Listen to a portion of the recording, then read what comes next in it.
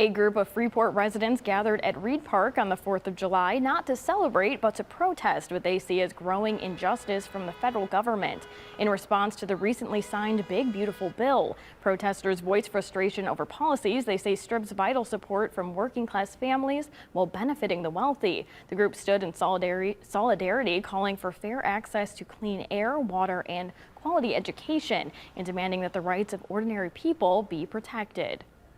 To those people who think just let it be a holiday, if we are silent now, democracy dies. We need to speak up, stand up for democracy, and that's what our forefathers did, and that's why we have the 4th of July, Independence Day.